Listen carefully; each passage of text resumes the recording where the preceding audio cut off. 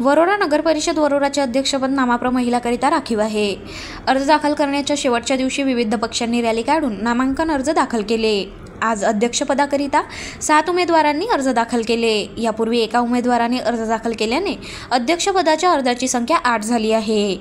राज्य पातळीवर महाविकास आघाडी व महायुती आहे, परंतु वरोरा नगर परिषद निवडणुकीत करिता महाविकास आघाडी व महायुतीतील घटक पक्ष एकमेकांसमोर लढत असल्याचे दिसून येत आहे। आज अखेरच्या दिवशी नामांकन अर्ज दाखल करणाऱ्या उमेदवारांची संख्या अधिक असल्याने उमेदवारांच्या अर्जाची छाननी रात्री उशिरापर्यंत चालण्याची शक्यता वर्तवण्यात आली आहे। 16 नोव्हेंबरपर्यंत अध्यक्षपदाकरिता विभाग आगलावे यांनी अपक्ष अर्ज दाखल केला होता, तर 16 नोव्हेंबरपर्यंत नगरसेवक पदाकरिता 59 अर्ज आले होते।